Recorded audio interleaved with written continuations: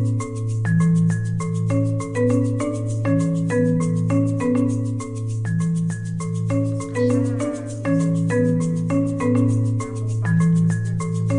күніміздегі сандар арқылы өзіміздің даму графигімізді сызып, сол арқылы өмірлік бағытымызды айқындасақ болады.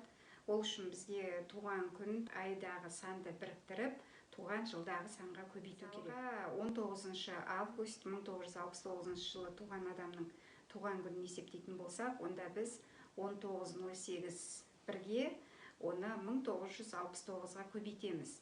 Нәтижесіндегі шыққан санды график сызып, тігінен 9 сан, көлденеңінен 7 сан сиятындай қылып, соған жаңағы шыққан сандардың бәрін белгілеп сызып аламыз. Осы графигіміз дайын болды дейік. Енді сол дайын графикке қарайтын болсақ, егер де сіздің графигіңіз бірден бастап көтеріліп келе жататын болса, онда 0-де тұрса, не болмаса көрсеткіш 1-де тұрса, онда бұл кезең бала көтеріп, бала өмірге келгеніне керемет жақсы кезең болып есептелінеді. 2-де не болмаса 3-те тұрса, онда бұл кезеңде өміріңізді отбасыңызға арнап, өзіңізге арнап, бала-шағаңызбен бірге саяхаттасаңыз, қыдырсаңыз, керемет жақсы қолайлы кезең болып табылады. Ал егер денсаулыққа көңіл бөлетін болсаңыз, қандай да бір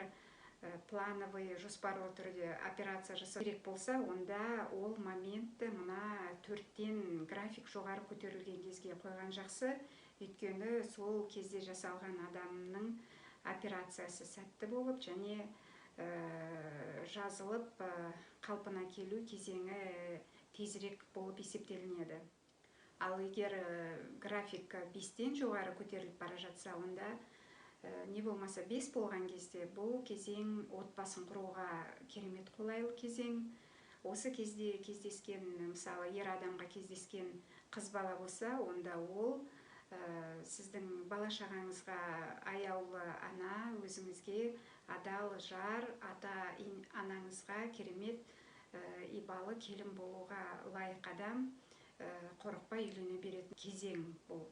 Ал егер қыз балаға ер жігіт керек болса, онда осы кезде сізге сөз айтқан жігіт, ол сіздің қадір-қасиетіңізге жетіп, өмірдің жақсы жақтарына қарай бақытты өмір сүруге сізді жетелей білетін жақсы азамат болып табылады. График әсіресе 8-ге көтеріліп, 8-ден түсе бастаған кезде ақшаға байланысты қандай да бір азартный, рискованный әрекеттерге бармаған жақсы. Өйткені осы кезде күйіп кету, ұтылып қалу моменттары өте көп кездеседі. График 9 болса, не болмаса ол 9-дан төмен түсетін моментті, бұл кез өзіңізге арнайтын, өзіңіздің рухани, не болмаса өз біліміңізді жетілдіріп, өзіңізді дамытуға арнайтын кезең болып,